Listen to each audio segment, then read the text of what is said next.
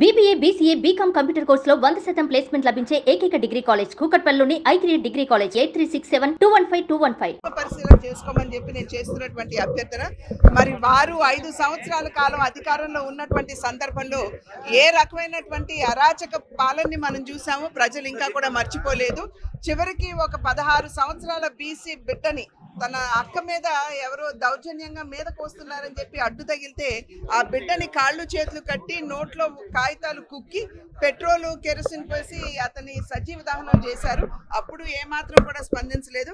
అదేవిధంగా ఉత్తరాంధ్రలో డాక్టర్ సుధాకర్ గారు వారు గళం విప్పారు అని చెప్పి, అంటే కరోనా సమయంలో ఆక్సిజన్ ఇదంతా కొరత ఉన్నది అని చెప్పి కేవలం గళం విప్పి ప్రశ్నించారు అని చెప్పి వారిని ఏ విధంగా ఇబ్బంది పెట్టారో మనందరికీ తెలియనటువంటి విషయం కాదు.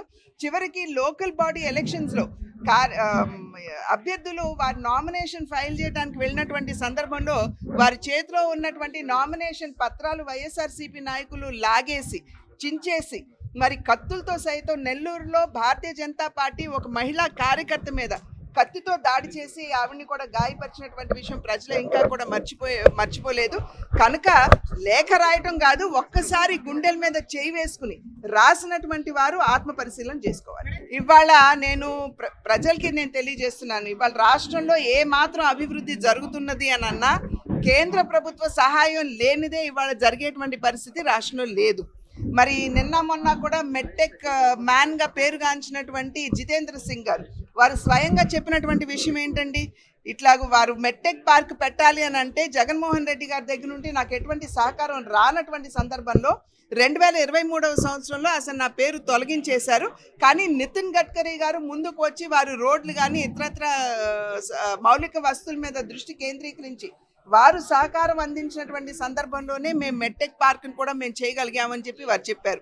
అంటే దీని ద్వారా సుస్పష్టంగా అర్థమయ్యేటువంటి విషయం, రాష్ట్రానికి అన్ని విధాలా కూడా కేంద్ర ప్రభుత్వం, భారతీయ జనతా పార్టీ నాయకత్వంలో ఉన్నటువంటి కేంద్ర ప్రభుత్వం తన సహకారాన్ని అందిస్తూ వచ్చింది అనేటువంటి విషయం మనకు సుస్పష్టంగా అర్థమవుతుంది.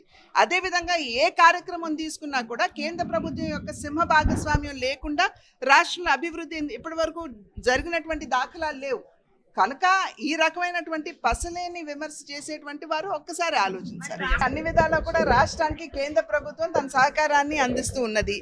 ఏ విషయం మీద వెళ్ళారు, ఏ విషయం మీద వాళ్ళు సహకారం నిరాకరించారు అనేది పేర్ని నాన్నగారు విపులంగా చెప్పాలి కదా.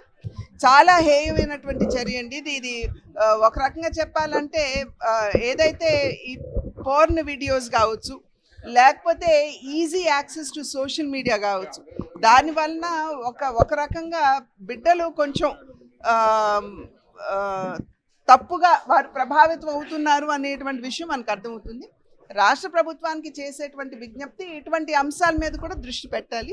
ఈ సోషల్ మీడియాని ఎలా మనం ఒక రకంగా దాని మీద ఒక పర్యవేక్షణ పెట్టవచ్చు, మనం ఆలోచించవలసినటువంటి అవసరం ఖచ్చితంగా ఉన్నది అని చెప్పి నేను భావిస్తున్నాను. సుమన్ టీవీలో మీ పర్సనల్ అండ్ బిజినెస్ ప్రమోషన్స్ కోసం కింది నెంబర్కి కాంటాక్ట్ చేయండి.